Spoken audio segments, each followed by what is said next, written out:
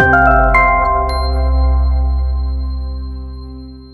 semuanya, akhirnya di video kali ini saya mau jawab pertanyaan dari teman-teman ya, yang kemarin lusa saya upload di Instastory, dan ternyata yang DM itu banyak banget ya.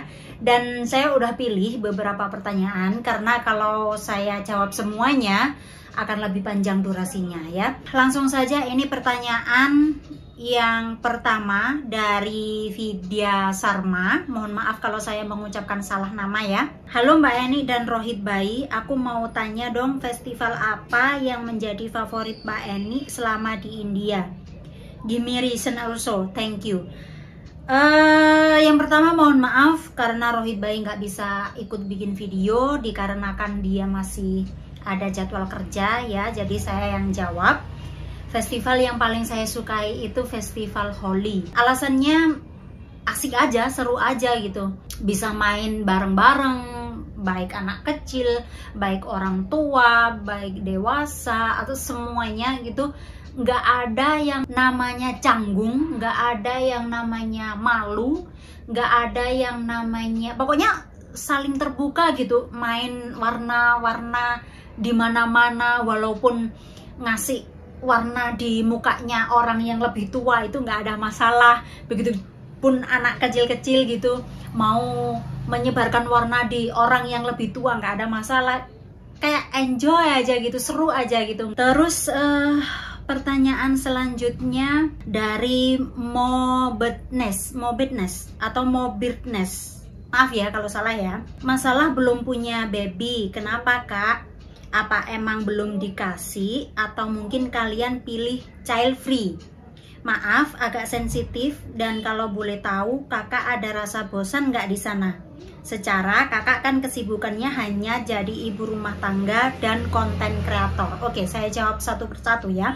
Sejujurnya kata child free itu baru saya dengar baru-baru ini aja. Dulu saya nggak pernah dengar yang namanya child free, dan nggak ada niatan untuk child free ya. Kalau menunda itu memang iya dulu ya, karena beberapa alasan. Salah satunya memang kami berdua dulu nggak ada yang namanya pacaran, jadi pacarannya setelah menikah.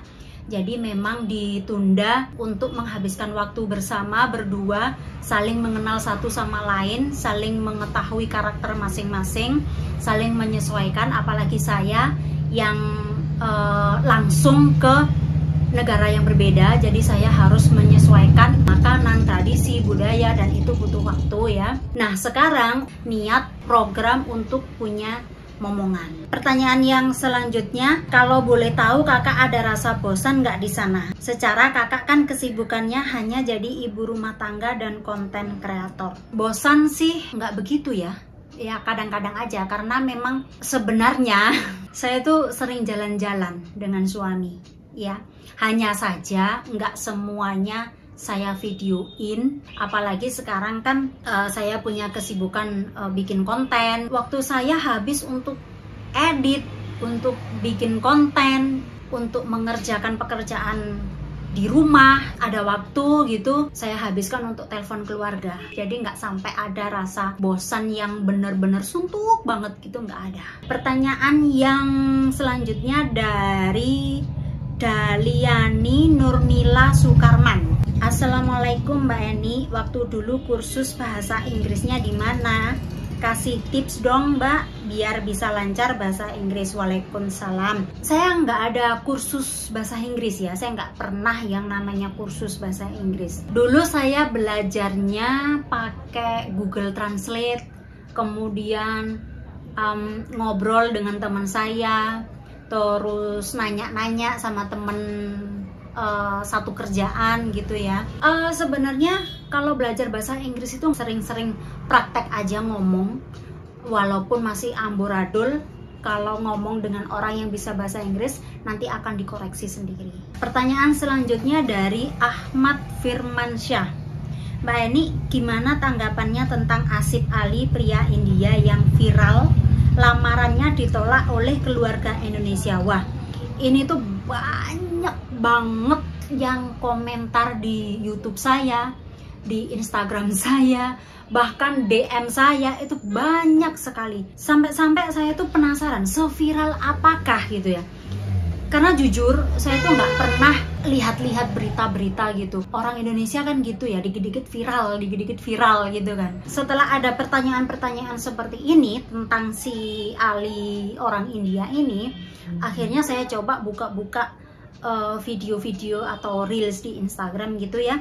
Ada beberapa video yang saya lihat, nggak semua-muanya, saya nggak ngikutin semuanya, hanya beberapa saja. Tanggapan saya, ini dari si Alinya dulu ya. Saya sih merasa kasihan dengan si Ali. Kalau dilihat dari orangnya di video yang saya lihat ya, dia itu orangnya baik, polos, kemudian kayaknya sih dia nggak neko-neko ya. Dia bukan tipe cowok yang playboy. Jadi sekalinya dia jatuh cinta itu dalam banget, bucin banget gitu. Udah nggak mau atau sulit move on. Bisa dibilang mungkin itu cinta pertamanya, walaupun itu hanya lewat sosial media gitu. Tapi menurut saya si Ali ini sudah kena scam gitu ya. Udah mau kirim uang, udah mau datang ke Indonesia. Saat itu kondisi dia kerja di luar India, mana Arab atau mana, itulah pokoknya ya. Sampai dia berani ninggalin kerjaannya, pulang ke India, kemudian dari India ke Indonesia, dan itu bawa oleh-oleh di kopernya itu perlengkapan cewek semua. Ada sandal cewek, ada make up dan bla bla bla. Menurut saya belanja-belanja cewek seperti itu bukan hal yang gampang ya, apalagi untuk cewek yang belum pernah dia temui. Dia bisa kirim uang ke cewek itu karena dia ada di luar India. Nah, kalau dia di India mungkin agak sulit ya. Bahkan Western Union pun di India nggak bisa kirim uang ke Indonesia. Susah banget. Dulu saya nggak percaya kalau dari India itu susah kirim uang ke Indonesia. Tapi setelah saya tinggal di India, memang benar. Dari India kirim uang ke Indonesia itu susah banget. Dengan bucinnya dia sampai ikhlas meninggalkan kerjaan, meninggalkan keluarga. Tujuannya hanya cewek itu. Tapi ternyata si ceweknya malah nggak nerima dia. Dan saya melihat videonya dia waktu di mobil, itu dia sampai nangis, neteskan air mata. Itu saya mikir laki-laki itu sifatnya kuat, sifatnya gengsi ya. Jadi sekalipun ada cowok yang nangis, itu berarti sakitnya emang dalam banget. Nah, kalau dari pihak si ceweknya, jujur, mohon maaf ya, saya kecewa. Seharusnya, seandainya, kalau memang si ceweknya ini nggak cinta, setidaknya terimalah dia sebagai tamu.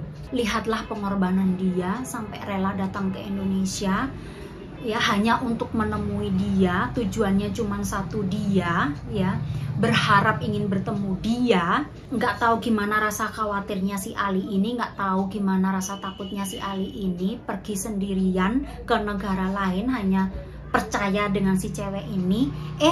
Begitu nyampe di Indonesia malah diajak peta umpet gitu ya. Saya kecewa gitu ya. Seenggaknya hargai dia sebagai tamu dulu ya, duduk terus bicarakan dengan baik-baik. Kalau misalnya nggak cinta ya mohon maaf, saya nggak bisa nerima kamu sebagai suami saya. Lebih baik kamu kembali saja ke negara kamu atau bagaimana. Pokoknya bicarakan baik-baik gitu ya, jangan ditolak mentah-mentah terus sekarang jadi peta umpet gitu ya. Saya rasa itu bukan perlakuan yang baik terhadap seseorang yang apalagi dari luar negara gitu ya. Tapi kembali lagi ya, yang namanya scam. Makanya saya pesen kepada teman-teman, saya tuh sering bilang ke teman-teman, hati-hati ya kenal dengan orang dari sosial media. Ini saya pesan bukan untuk cewek saja, saya pesan untuk cewek maupun cowok, karena scam tidak hanya terjadi pada cewek dan tidak hanya terjadi pada cowok. Scam bisa terjadi kepada siapapun. Jadi buat cewek atau cowok yang lagi kenal dengan orang dari sosial media yang bucin-bucin, yang I love you gitu, hati-hati. Zaman sekarang itu susah banget nyari orang yang benar-benar tulus. Sekalinya ada yang tulus malah disia-siakan gitu ya. Terus untuk kelanjutannya buat berdua, baik si Ali maupun si ceweknya, siapa sih namanya itu, Sarifah, siapa itu pokoknya ya, menurut saya memang ada benarnya kalau mereka nggak jadi menikah gitu ya. Nggak tahu nantinya kalau misalkan jodoh, ya kan jodoh bukan di tangan saya, itu kehendak yang kuasa mau jodoh atau enggak. Tapi menurut saya kalau boleh saya ngasih saran, memang lebih baik nggak menikah. Salah satunya adalah si Ali udah tahu sifatnya ceweknya seperti itu ya, pintar membolak-balikkan kata. Yang katanya si Ali awalnya nyamar jadi cewek, yang katanya si Ali memaksa mengirimkan uang, kalau nggak kirim uang mau bunuh diri dan bla bla bla. Menurut saya dia memang bener-bener scam ke Ali ya, itu yang pertama. Terus yang kedua, saya lihat keduanya itu nggak bisa komunikasi. Si cewek nggak bisa bahasa Hindi, si cowok nggak bisa bahasa Indonesia, dan dua-duanya nggak bisa bahasa Inggris. Itu saya lihat di video Instagram, ada yang bilang bahwa si Ali ini kalau video call sama si ceweknya itu hanya diem-dieman aja, hanya pakai bahasa tubuh, nggak ada percakapan. Jadi seolah-olah saya ngebayangin itu kayak saya lagi nonton Mr. Bean atau Tom and Jerry gitu, nggak ada dialog, cuman bisa mengartikan dari gerakan tubuhnya. Nah, semisalkan mereka nanti menikah, bagaimana komunikasinya? Sedangkan yang sama-sama bisa bahasa Inggris pun masih sering misunderstanding gitu, masih sering salah paham gitu.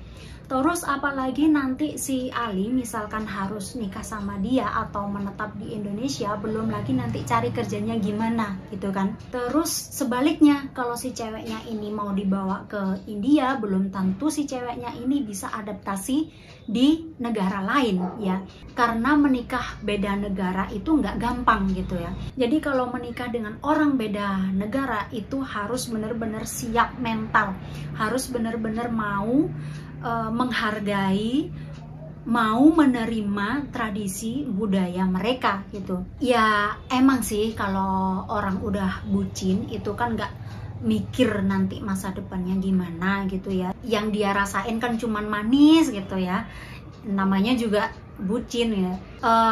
Itu aja sih ya, nantinya nggak tahu ya. Kalau memang dia jodoh berarti emang sudah kehendaknya. Semoga saja mereka bisa menjalani kehidupannya dengan bahagia gitu ya, bisa menerima satu sama lain gitu. Tapi ya harus dipertimbangkan lagi lah. Pertanyaan selanjutnya dari R.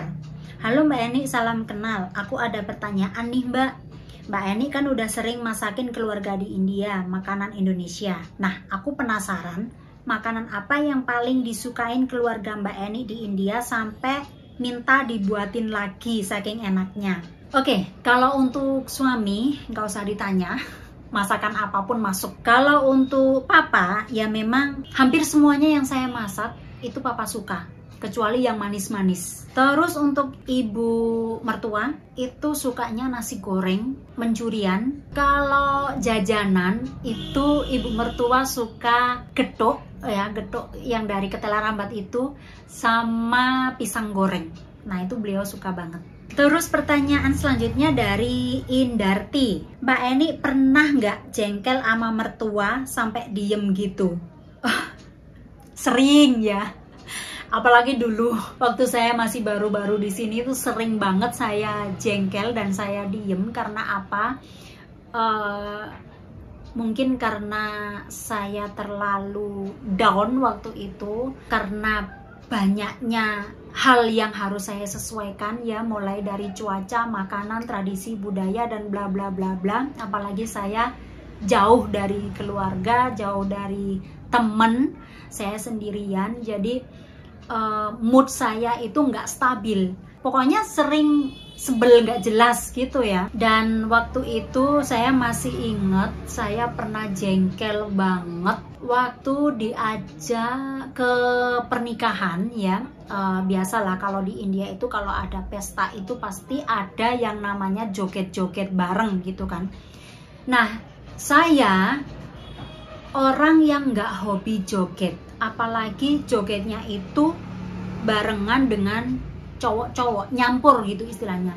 Saya tuh risih gitu. Nah, ibu mertua maksud beliau, ayo joget, nggak apa-apa lah, beberapa menit doang, asalkan guyupin itu apa sih teman-teman, ngakerapin gitu ya. Tapi sayanya risih gitu, saya nggak mau, saya duduk aja diem gitu, saya jengkel. Terus saya bilang ke suami, nggak usah paksa-paksa saya gitu, langsung mood saya itu langsung naik gitu. Saya diem, tapi nggak lama, jujur ibu mertua saya itu pinter ngerayu teman-teman.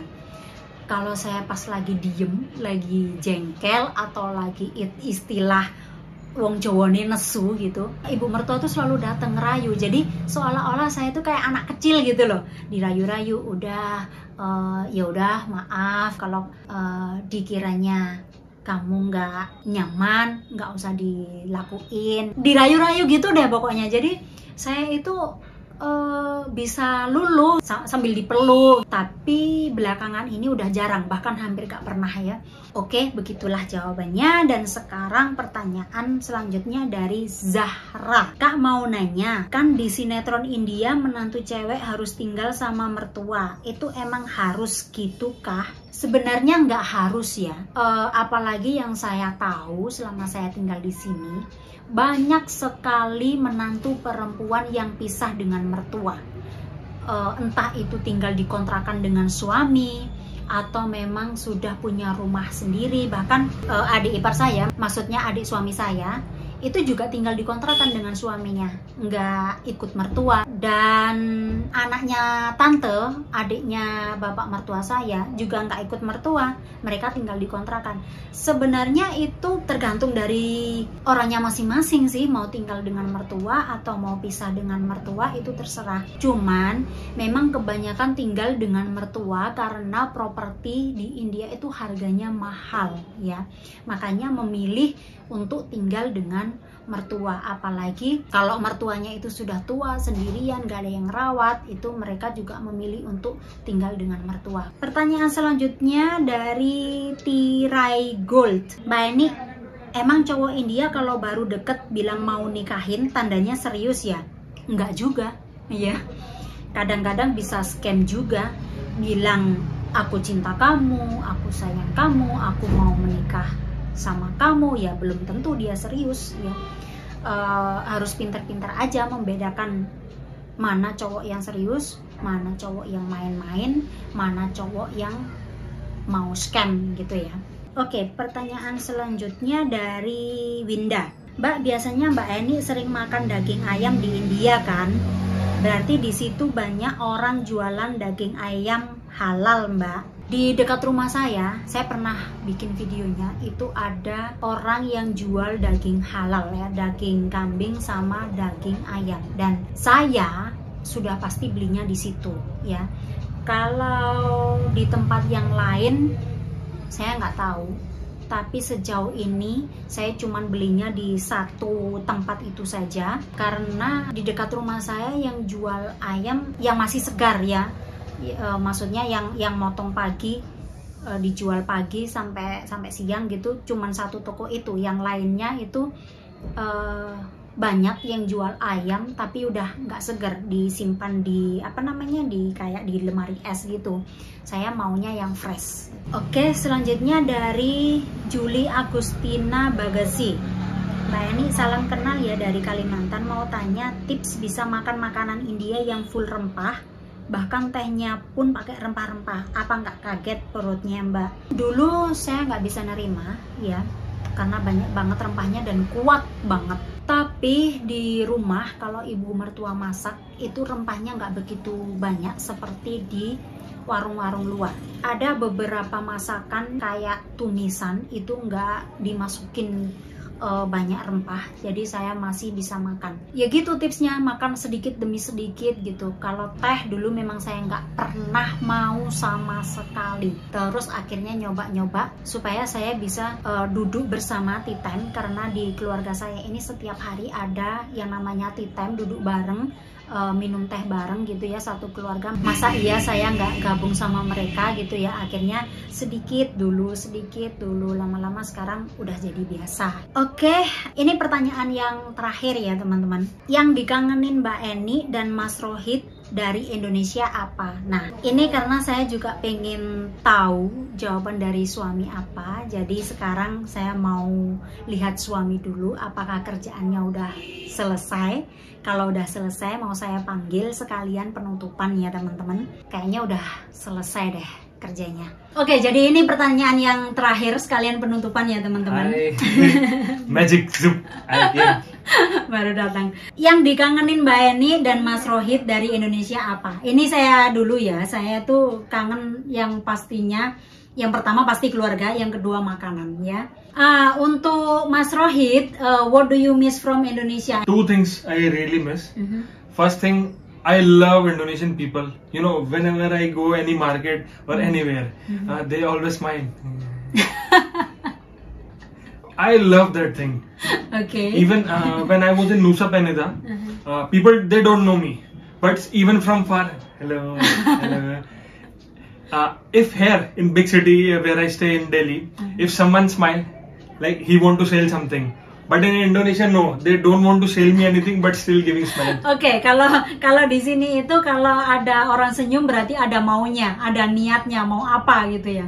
Kalau di Indonesia emang orangnya ramah tamah, itu yang dikangenin. So, second thing? And second thing, Indonesian sambal. This sambal we cannot make in India. Why? Because Indonesian chili is very different. Yeah.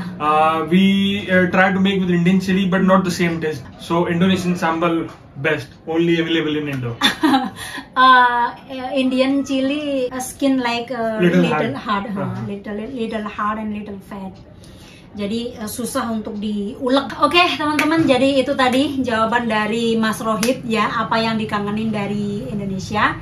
Dan terima kasih teman-teman atas pertanyaannya, dan terima kasih sudah menonton vlognya kali ini. Sampai ketemu lagi di vlog selanjutnya. Oke, matur nuwun and terima kasih. Bye-bye. Bye.